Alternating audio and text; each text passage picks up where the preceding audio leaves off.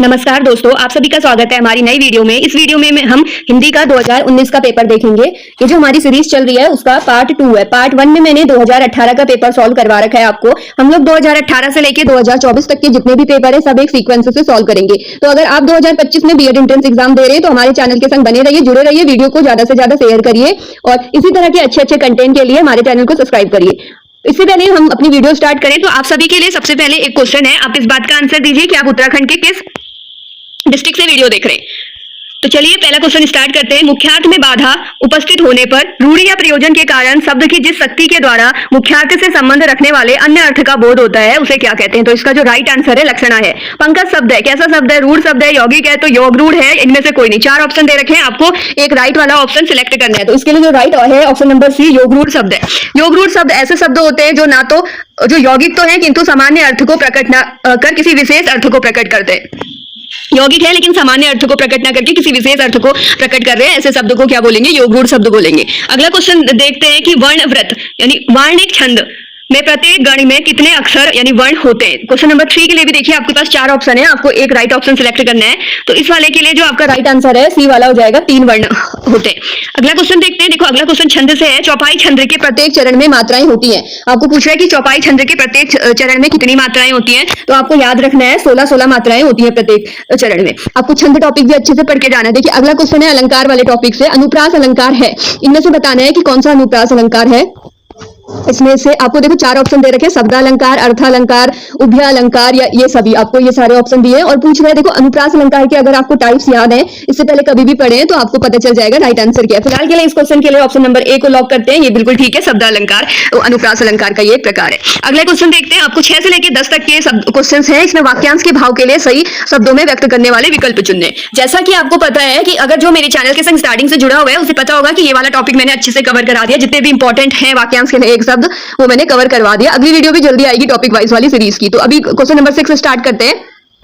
आपसे ये पूछ रहे हैं कि सिर पर धारण करने योग्य के लिए एक शब्द बताना है। क्या बोलेंगे? पगड़ी बोलते हैं या सिरस्त्राण बोलते हैं, शिरोमणि बोलते हैं या सिरोधारी बोलते हैं? इसके लिए ऑप्शन नंबर डी को हम लोग लॉक करते हैं, इसको सिरोधारी बोलते हैं। अगले क्वेश्चन की ओर बढ़ते हैं। आपसे पूछ रहे हैं शक्ति का उपासक, शक्ति के उपासक को क्या बोलेंगे? पुजारी बोलेंगे, शाक्त बोलेंगे, वैष्णव बोलेंगे या अघोरी बोलेंगे? तो जो शक्ति का उपासक है उसको शाक्त बोलते हैं, इसलिए ऑप्शन नंबर बी को हम लोग लॉक करते हैं यहीं पे। अगला क्वेश्चन नंबर 8 की ओर बढ़ते हैं। जिसके पार दिखाई ना दे उसको बोलेंगे अपारदर्शक, और जिसके पार दिखाई देगा उसको क्या बोलेंगे? पारदर्शी बोलेंगे, और जिसके पार नहीं दिखाई दे रहा है उसको अपारदर्शक। तो ऑप्शन नंबर डी को लॉक करते हैं क्वेश्चन नंबर 8 के लिए।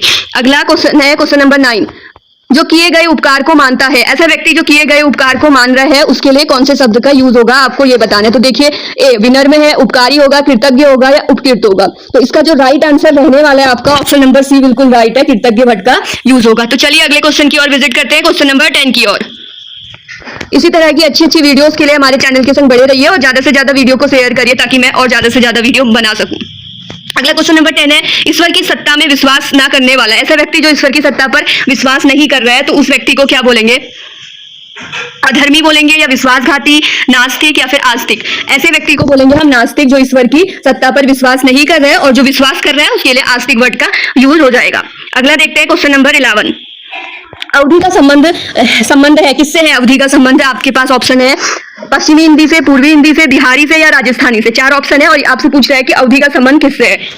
तो इसके लिए जो है ऑप्शन नंबर बी बिल्कुल ठीक हो जाएगा, पूर्वी हिंदी से हमारी अवधि का संबंध रहता है। तत्सम शब्द का चयन करना है आपको। तत्सम शब्द वो शब्द होते हैं जो संस्कृत भाषा से जो कि तो हिंदी में यूज होते हैं। तो इसमें आपके पास एक तत्सम शब्द कौन सा है वो बताना है। देखिए जिसमें भी इस तरह के वर्ड होते हैं ना, आधा रॉ इस तरह के लगे हुए आधे शब्द इसके तत्सम शब्द में घुस जाते हैं बेसिकली। तो इसका ऑप्शन नंबर ए धर्म बिल्कुल ठीक होगा। अगला आपको तद्भव शब्द बताना है। तद्भव शब्द में इसमें आपको चयन करना है। देखिए अगर मैं उसी वाली ट्रिक से करना चाहोगे तो ए और बी को तो आप पहले ही बोल दोगे कि राइट नहीं है। खीर और उदय में से आपको बताना है कि कौन सा ठीक होगा। तो अगर थोड़ा सा भी ट्राई करने की कोशिश करेंगे सी और बी में से तो आपको सी वाला ही ठीक लगेगा। खीर ऑप्शन कैसा है? तद्भव शब्द है। अब अगला देखते हैं क्वेश्चन नंबर 13 को हम लोग। इसमें पूछ रहे हैं कि उच्चारण स्थान के आधार पर त थ द ध व्यंजन है। त थ द ध बोलो, आपकी जो जीभ है, जीवा है, वो आपको के दांत को टच कर रही होगी। आप खुद से बोलते हुए ट्राई करो। तो इसके लिए जो ऑप्शन नंबर बी है बिल्कुल ठीक हो जाएगा। क्वेश्चन नंबर 14 के लिए दंत व्यंजन के अंदर आते हैं। अगला आपको स्त्रीलिंग बताना है। क्वेश्चन नंबर 15 में धोबी का स्त्रीलिंग है। धोबी शब्द का स्त्रीलिंग क्या होगा ये बताना है। तो इसके लिए जो ऑप्शन नंबर डी है बिल्कुल ठीक होगा। ये तो हर कोई कर लेगा, छोटे से छोटा बच्चा भी, कि धोबी का धोबिन होता है। देखो कोई कोई क्वेश्चन इतने इजी भी बन जाते हैं। अगला क्वेश्चन नंबर 16 है। निरर्थक शब्द में प्रयुक्त उपसर्ग बताना है। उपसर्ग वो होते हैं जो शब्द के आगे से लगते हैं और शब्द के पीछे से जो लगते हैं उसे बोलते हैं प्रत्यय। निरर्थक शब्द में किस उपसर्ग का यूज हुआ है आपको ये बताना है। तो क्वेश्चन नंबर बी के लिए जो सही आंसर हो जाएगा वो ऑप्शन नंबर बी हो जाएगा। निरुपसर्ग का यूज हुआ है निरर्थक शब्द के लिए। क्वेश्चन नंबर 17 आपको देखना है कि यद्यपि में प्रयुक्त संधि बतानी है। यद्यपि में कौन सी संधि होगी? यदि धन अपि इसका विच्छेद होगा और इसमें जो संधि है वो ऑप्शन नंबर सी आप सिलेक्ट कर सकते हैं कि यण संधि होगी। देखो बहुत ही जल्द मैं टॉपिक वाइज सीरीज को बहुत अच्छे से स्टार्ट करूंगी। उसमें संधि, समास, छंद, ये सारे टॉपिक बहुत अच्छे से कवर करेंगे। अभी के लिए हम जल्दी जल्दी से पेपर सॉल्व कर रहे हैं। आपको बस ये बताने के लिए कि किस तरह के क्वेश्चन आ रहे हैं। अगर डिटेल में जाएंगे तो वीडियो बहुत लेंथी बन जाएगी, 2-3 घंटे की, हर एक क्वेश्चन को डिटेल में सॉल्व करने के लिए। बाकी आप अपना फीडबैक दे सकते हैं। अगर डिटेल में सॉल्व करवाना है तो हम उस पर भी काम करेंगे। चलिए अगला क्वेश्चन देखते हैं 18 वाला। इसमें बोल रहा है कि गायक शब्द का संधि विच्छेद करना है आपको। गौधन अक होगा, गाधन यक होगा, या फिर गैधन अक होगा, या गायधन क होगा। इसका आपको संधि विच्छेद बताना है क्वेश्चन नंबर 18 में। तो संधि टॉपिक भी आपको अच्छे से पढ़ के जाना है। इसके लिए आपके लिए जो राइट आंसर है गैधन अक होगा। अगला देखते हैं क्वेश्चन नंबर 19। आपको बोलना है हिंदी में कारकों की संख्या कितनी होती है।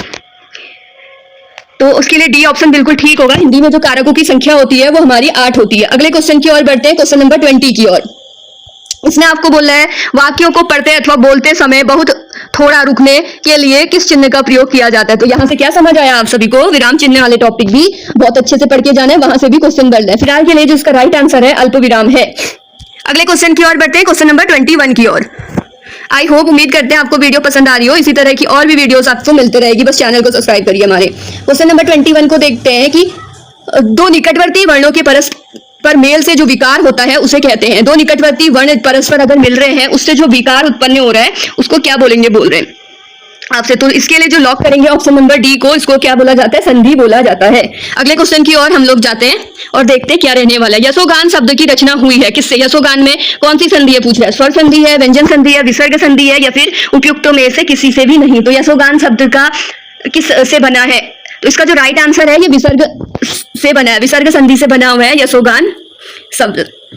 तो इसके लिए जो राइट आंसर कर देते हैं लॉक, हम ऑप्शन नंबर सी को कर देते हैं। अगला देखते हैं हम लोग क्वेश्चन नंबर 23 कि हिंदी साहित्य के आदिकाल का में प्रधान रस कौन सा है। क्वेश्चन नंबर 23 बोल रहा है आदिकाल का प्रधान रस कौन सा है। तो आदिकाल में वीर रस का प्रयोग किया गया है। ऑप्शन नंबर डी बिल्कुल ठीक है। आगे बात है कि सरकारी पत्र की भाषा कैसी होती है। तो सरकारी पत्र की जो भाषा होती है वो औपचारिक भाषा होती है, वो पोस्ट को लिखा जाता है। अगला हम क्वेश्चन और देखते हैं कि काव्य शास्त्रीय संपादकों की संख्या कितनी है क्वेश्चन नंबर 25 में। तो इसकी जो संख्या रहने वाली है 6 रहने वाली है। अगले क्वेश्चन की ओर जाते हैं हम लोग। क्वेश्चन नंबर 26 में है प्रत्येक देश का साहित्य वहां की जनता की चित्रवृत्ति का सचित्र प्रतिबिंब होता है। यह कथन किसने कहा था आपसे ये पूछ रहा है। इसमें ऑप्शन नंबर ए में हजारी प्रसाद द्विवेदी है, बी में राहुल सांस्कृत्यायन है, सी में रामचंद्र शुक्ल है और डी में है गणपति चंद्रगुप्त। तो इसका ऑप्शन नंबर सी बिल्कुल ठीक होगा, रामचंद्र शुक्ल ने। इन्होंने रामचंद्र शुक्ल ने ही हिंदी साहित्य के प्रारंभिक काल को वीर गाथा काल कहा। तो इसके लिए हमें ऑप्शन नंबर सी को लॉक करना पड़ेगा क्वेश्चन नंबर 26 के लिए। चलिए अगला क्वेश्चन देखते हैं क्या बोल रहा है। तो अगला क्वेश्चन 27 है स्थार द ललित रहतियु एतुस्थानी नामक पुस्तक के लेखक का नाम बताना है आपको। तो जॉर्ज अब्राहम ग्रेसन है, या फिर मैक्स मुलर है, गासा द त्रासी है, या शिव सिंह सेंगर है। तो ये most of the famous question रहता है हर 12 के लिए। गासा द त्रासी इसका सही आंसर हो जाएगा। अगला क्वेश्चन देखते हैं क्वेश्चन नंबर 28। हिंदी साहित्य के इतिहास के प्रारंभिक काल को वीर गाथा काल किसने कहा। देखो एक ही वीर रामचंद्र शुक्ल से ही आपके पास एक ही पेपर में 2-2 क्वेश्चन देखने को मिल रहे हैं। तो इसका राइट आंसर अभी बताया था रामचंद्र शुक्ल हो जाएगा।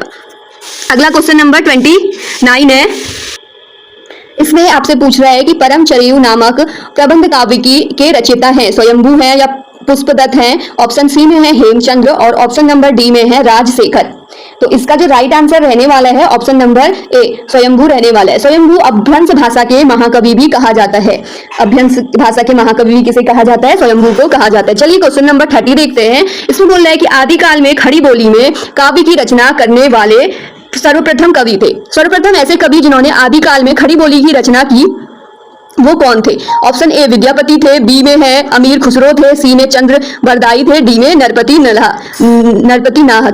नालह थे। तो इसमें जो राइट आंसर होने वाला है वो ऑप्शन नंबर आपके लिए बी होने वाला है, अमीर खुसरो होने वाला है। अमीर खुसरो ने क्या किया था? ये आदिकाल में खड़ी बोली में काव्य की रचना की थी। अगर अमीर खुसरो के बारे में और जानने चाहें तो इन्होंने 14वीं सदी में लगभग दिल्ली के निकट रहने वाले एक प्रमुख कवि थे और शायर भी थे, साथ में गायक भी थे, संगीतकार भी थे। इनका पूरा नाम अबुल हसन यामीहीन अमीर खुसरो था। चलिए क्वेश्चन नंबर 31 की तरफ बढ़ते हैं। इसमें क्या बोला जा रहा है आपसे? 31 में बोल रहे हैं कि खड़ी बोली हिंदी का प्रथम महाकाव्य कौन सा है? खड़ी बोली हिंदी का प्रथम महाकाव्य कौन सा है? रामचरितमानस है, रामचंद्रिका है, या फिर प्रिय प्रवास है, या ऑप्शन नंबर डी में साकेत है। तो इसका जो right answer option number C रहने वाला है। क्या? प्रिय प्रवास, ये इसका राइट आंसर है। हिंदी साहित्य का ये क्या था? प्रथम सफल महाकाव्य था। इसकी कथा वस्तु का मूल आधार श्रीमद् भागवत का जो 10वां स्कंद था वो है, जिसमें श्री कृष्ण के जन्म से लेकर उसके यौवन, कृष्ण के ब्रज से मथुरा को प्रवास और लौटना वर्णित है प्रिय प्रवास में। इसके रचनाकार कौन है? तो देव प्रसाद सिंह उपाध्याय हैं। अगला क्वेश्चन नंबर 32 की ओर जाते हैं और देखते हैं क्या है। मलयालम किस प्रांत की भाषा है? आपको बताना है कि मलयालम किस प्रांत की भाषा है। इसका राइट आंसर है ऑप्शन नंबर डी, केरल की। चलिए क्वेश्चन नंबर 33 की ओर बढ़ते हैं और देखते हैं क्या है क्वेश्चन। तो चलिए जल्दी जल्दी बढ़ेंगे। 33 निम्नलिखित में से निर्गुण भक्ति काव्य के कवि नहीं है। ऐसे कवि जो निर्गुण भक्ति काव्य के कवि नहीं है उसको आपको सिलेक्ट करना है। तो इसका जो राइट आंसर है ऑप्शन नंबर डी, जो केशव दास हैं वो आपके क्या है? निर्गुण भक्ति काव्य के कवि नहीं है, बाकी के 3 हैं। अगला क्वेश्चन नंबर 34 देखते हैं। इसमें पूछ रहा है कि जाति पाति पूछे न कोई, हरि को भजे सो हरि को होई। इस किस कवि की पंक्ति है? तो ये पंक्ति आपकी कबीरदास जी की पंक्ति है। कबीरदास जी बोल रहे हैं जाति पाति पूछे ना कोई, हरि को भजे सो हरि का होए। इसमें जो क्वेश्चन नंबर 34 का जो राइट आंसर है ऑप्शन नंबर सी, कबीरदास जी इसका राइट आंसर है। तो कबीरदास जी 15वीं सदी के भारतीय रहस्यवादी कवि और संत थे। वे हिंदी साहित्य के भक्तिकालीन युग में ज्ञानश्री निर्गुण शाखा के काव्यधारा के प्रवर्तक थे। किसके? ज्ञानश्री निर्गुण शाखा के काव्यधारा के प्रवर्तक थे। कबीरदास जी से रिलेटेड कंप्लीट वीडियो मैंने अपने चैनल पे अपलोड कर रखी है। इंपॉर्टेंट क्वेश्चन उससे क्या क्या बनते हैं जाके विजिट करिए यार। हिंदी साहित्य भी पढ़िए, आप पेपर देने जा रहे हैं बीएड एंट्रेंस का। तो चलिए क्वेश्चन नंबर 35 देखते हैं। इसमें आपसे बोल रहा है कि हिंदी साहित्य के इतिहास के स्वर्ण युग की उपाधि से विभूषित काल है। ऐसा कौन सा काल है हिंदी साहित्य के इतिहास का जिसे स्वर्ण युग की उपाधि दी गई है? तो इसमें आपको 4 ऑप्शन मिल रखे हैं, आदिकाल, भक्तिकाल, रीतिकाल और आधुनिक काल, जिसमें आपका right answer option number B को लॉक करेंगे। भक्तिकाल एक ऐसा काल है जिसे स्वर्ण युग की उपाधि मिली है। अगला क्वेश्चन देखते हैं 36 वाला। रतन सेन और पद्मावती के प्रेम की कहानी पर आधारित महाकाव्य का नाम बताना है। तो ये जो पद्मावत महाकाव्य है ये हमारे जो रतन सेन है और पद्मावती है इनकी प्रेम कहानी पर आधारित है और इसके जो राइटर हैं वो है मलिक मोहम्मद जायसी। अगला क्वेश्चन देखते हैं, क्वेश्चन नंबर 37 वाला। इसमें आपको पूछ रहा है कि द्वैतवाद के प्रवर्तक आचार्य थे। ऐसे कौन से आचार्य थे जो द्वैतवाद के प्रवर्तक आचार्य थे? ए में है वल्लभाचार्य, बी में माधवाचार्य और शंकराचार्य, सी में है और डी में है हमारे रामानुजाचार्य।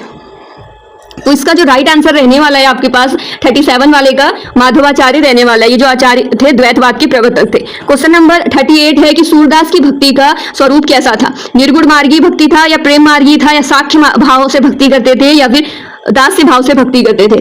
तो आप लोग को पता ही होगा जो सूरदास जी थे वो साख्य भाव से भक्ति करते थे। वो भगवान को अपने सखा के रूप में देखते थे और सखा के रूप में ही पूजा करते थे। अगला हमारे पास क्वेश्चन नंबर 39 है कि सखी संप्रदाय के प्रवर्तक कौन थे? स्वामी हरिदास थे, श्री हित हरिवंश थे और नीलभाचार्य थे या फिर वल्लभाचार्य थे? इसका जो राइट आंसर होने वाला है वो ऑप्शन नंबर ए होने वाला है, स्वामी श्री हरिदास।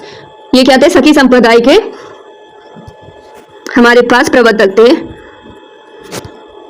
अगला क्वेश्चन नंबर हमारे पास 40 है कि सूफी प्रेमाख्यात्मक काव्य परंपरा के कवि थे। सूफी प्रेमात्मक काव्य परंपरा के कवि जो थे, ए चंद्र बरगाई थे, बी में मलिक मोहम्मद जायसी, सी में नंददास और डी में चिंतामणि। तो जो इसका राइट आंसर होने वाला है वो ऑप्शन नंबर बी होने वाला है। जो इसके राइट आंसर रहेगा आपके पास ऑप्शन नंबर बी का रहेगा, मलिक मोहम्मद जायसी। तो चलिए बी को लॉक करते हैं, अगला क्वेश्चन भी पढ़ते हैं। इसमें बोल रहा है अगले क्वेश्चन में, अंधेरे में कविता के रचयिता हैं, ऐसे कौन से कवि हैं, रचयिता हैं जिन्होंने अंधेरे में कविता लिखी है। तो इसमें जो राइट आंसर होने वाला है वो ऑप्शन नंबर सी होने वाला है, मुक्तिबोध। गजानन माधव मुक्तिबोध इनका पूरा नाम है, इन्होंने ही लिखा है अंधेरे में कविता। अगला रस से देखो फिर क्वेश्चन आ गया, किस रस को रसराज कहा जाता है, ऐसा कौन सा रस है जिसे रसों का राजा कहा जाता है, तो वो है श्रृंगार रस। ऑप्शन नंबर डी को लॉक करिए। अगला क्वेश्चन नंबर 43 की ओर चलते हैं। इसमें बोल रहा है कि करुण रस का स्थायी भाव क्या है। आपसे करुण रस का स्थायी भाव पूछ रहा है, तो इसके लिए जो ऑप्शन नंबर डी को लॉक करिए। शोक जो होता है वो करुण रस का स्थायी भाव होता है। अगले क्वेश्चन की ओर जाते हैं। इसमें पूछ रहा है कि कनक कनकते सो गुनी मादकता अधिकाय, या खाए बहराए जग वा पाए बहराए।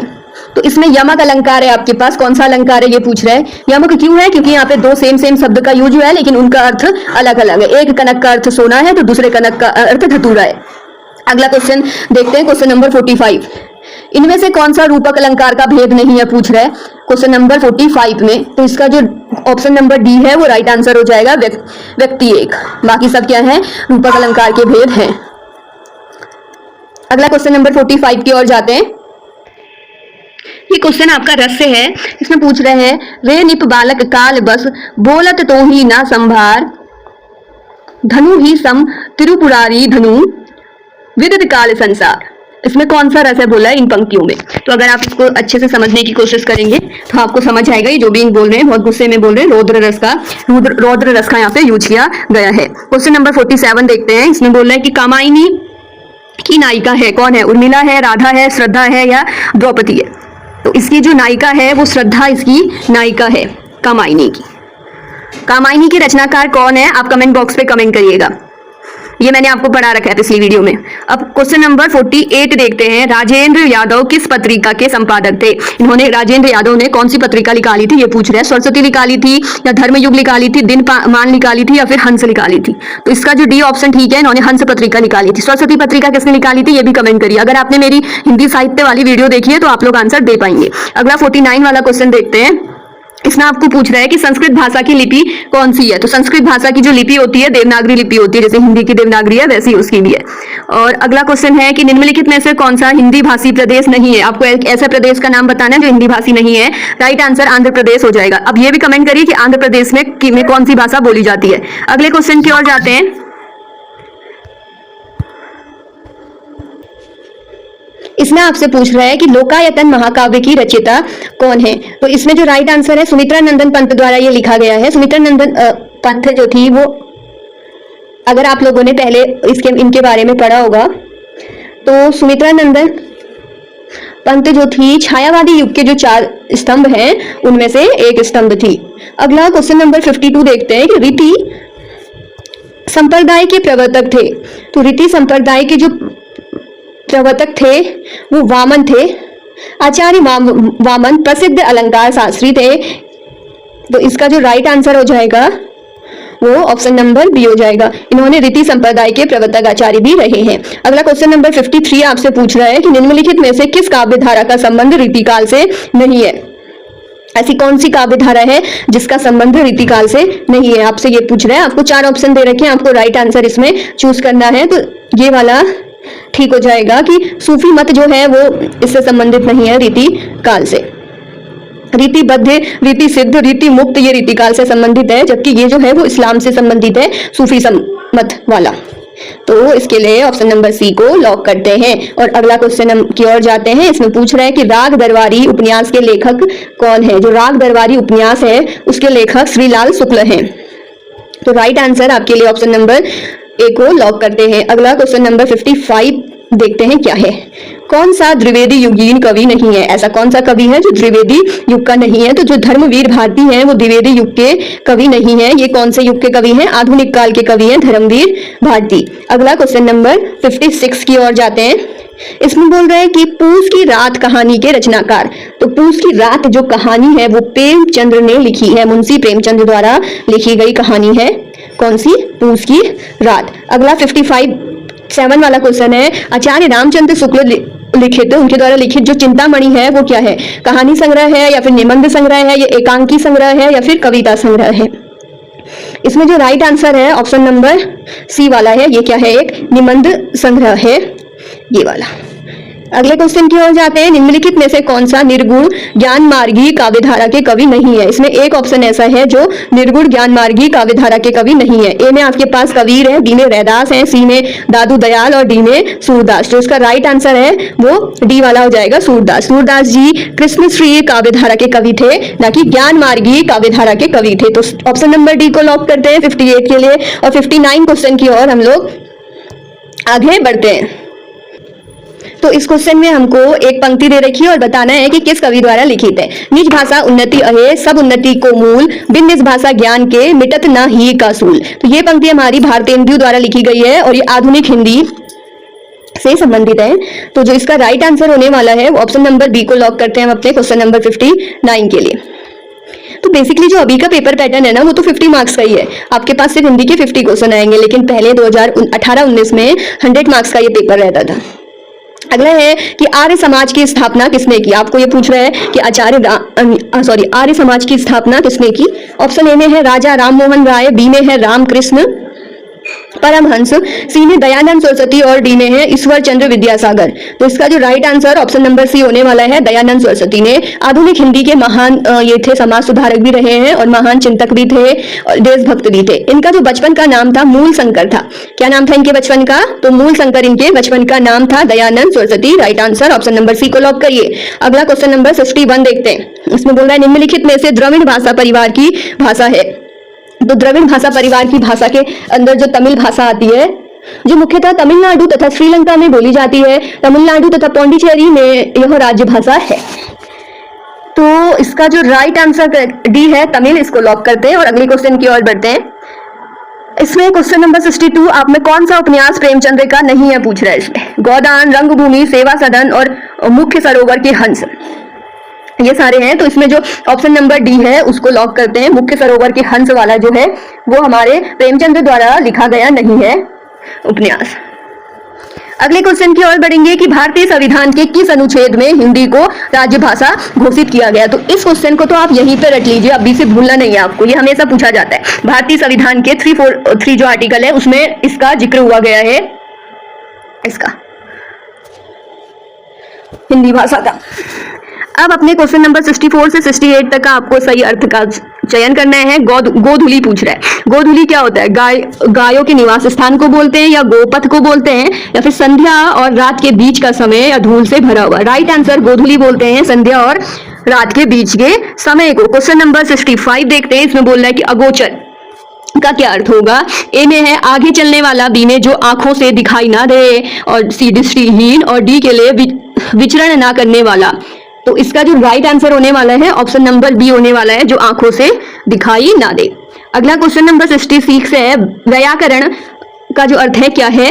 व्याकरण से है या विवाह करने वाला, कराने वाला, या फिर व्याकरण जानने वाला या धर्माचारी। किसके लिए यूज होगा आपसे ये पूछ रहा है, इसका अर्थ बताना है। तो जो व्याकरण जानने वाला है ये इसका अर्थ होगा। आई होप आपको वीडियो पसंद आ रही है। कमेंट बॉक्स पे जरूर अपना फीडबैक दीजिएगा। हमें पूरे 100 क्वेश्चन सॉल्व करने हैं, 66 में पहुंचे। तो चलिए आगे बढ़ते हैं 67 वाले में। आलोच्य, इसमें आलोच्य शब्द है, इसका अर्थ क्या होगा ये बताना है। जिसकी आलोचना हो रही हो। बी में बोल रहा है कि प्रकाशमान, सी में है आलोचना करने वाला, डी में है निंदनीय। तो इसका जो राइट आंसर है ऑप्शन नंबर ए है। इस ए को हम लोग अनलॉक करते हैं। अगला 68 वाला देखते हैं। अधिनायकवाद, अधिनायकवाद का क्या अर्थ होगा ये पूछ रहा है।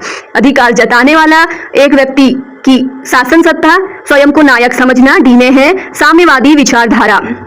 तो 68 का में जो अर्थ होगा इसका वो होगा एक व्यक्ति की शासन सत्ता। अगर किसी एक व्यक्ति की ही शासन सत्ता चल रही है तो उसके लिए जो वर्ड का यूज होगा वो होगा अधिनायकवाद। अगला जो क्वेश्चन रहने वाला है 69 से लेके 70 तक वाले क्वेश्चन, दी गई कहावतों के प्रचलित रूप का चयन करना है। तो चलिए देखते हैं क्या है।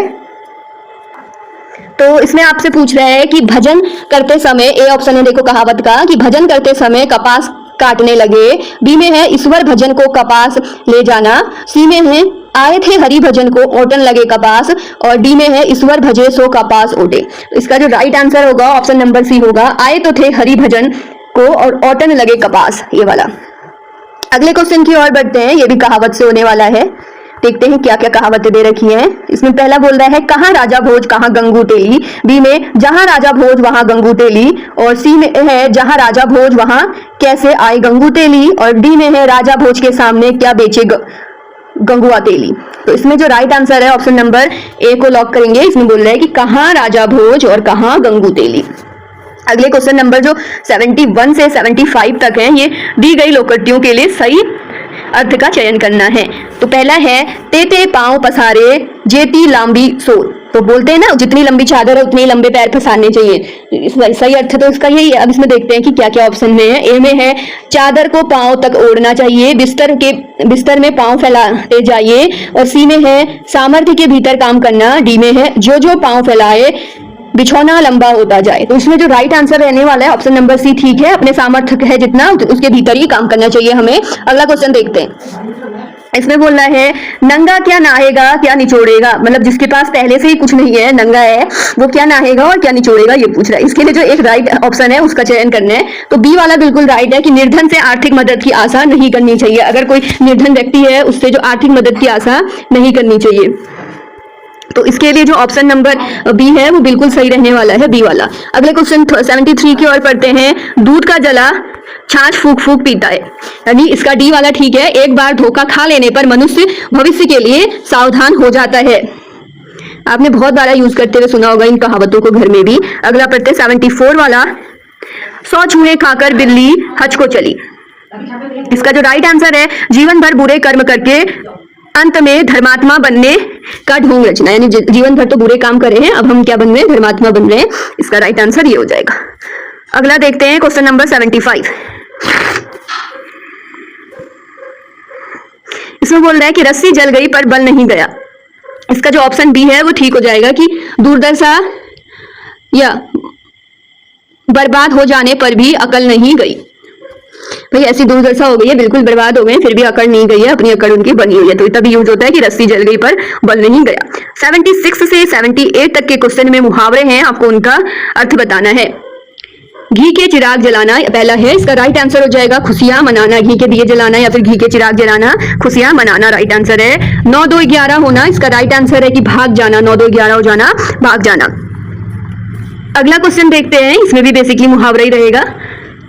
तो पांव भारी होना, इसका मतलब होता है क्या हो जाएगा बताओ। पांव में सूजन होना, जिम्मेदारी का बोझ बढ़ना, गर्भवती होना या चलने में असमर्थ होना। तो राइट आंसर है गर्भवती होना।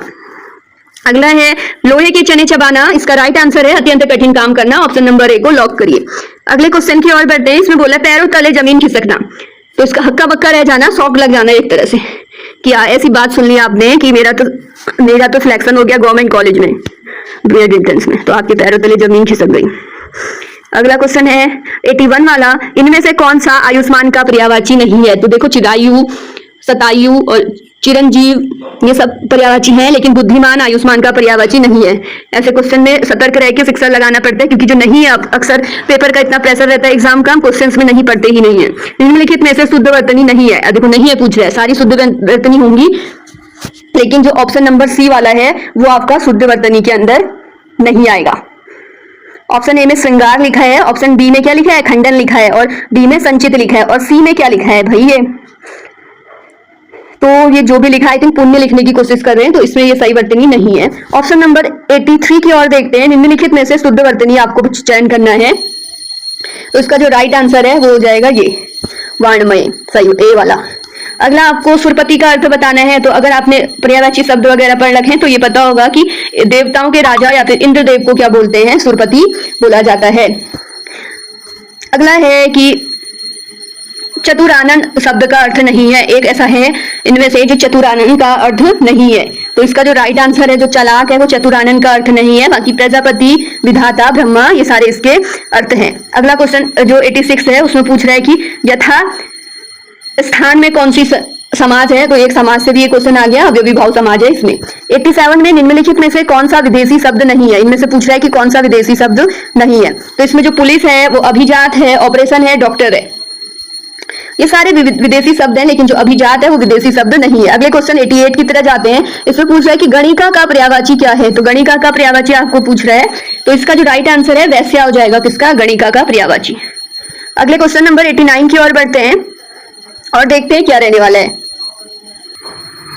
तो अब आपके ये पर्यायवाची से क्वेश्चंस आ रहे हैं। इसमें जो गणिका का पर्यायवाची है वो आपके पास है, पूछा था, नहीं है, नहीं तो है, वैश्या हो जाएगा इसका पर्यायवाची। 89 में है भवितव्रता का पर्यायवाची बोल रहा है, तो इसका जो पर्यायवाची शब्द हो जाएगा ऑप्शन ए हो जाएगा, नियमित हो जाएगा, सॉरी नियति हो जाएगा। और 90 वाले में है, आपसे पूछ रहा है कि यामिनी का पर्यायवाची बताना है। तो यामिनी का जो पर्यायवाची होता है वो होता है निशा। क्या? निशा यामिनी का पर्यायवाची होता है।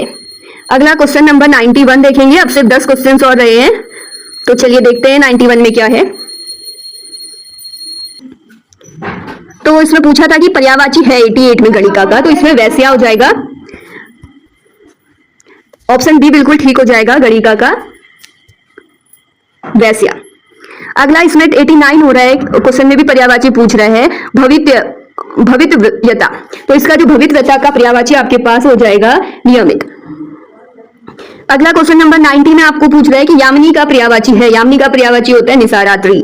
अगला क्वेश्चन है हमारे पास विलोम शब्द से जागृति का विलोम बताना है, तो सुसुप्ति इसका विलोम हो जाएगा। ऑप्शन नंबर ए को लॉक करते हैं। 92 में आपसे पूछ रहे हैं कि अंतमुखी का विलोम बताना है आपको। अंतमुखी का जो विलोम होता है वो बहिमुखी होता है, डी वाला बिल्कुल ठीक है। और क्वेश्चन नंबर 93 में उद्यांत का विलोम बताना है, तो अनुदांत सही हो जाएगा।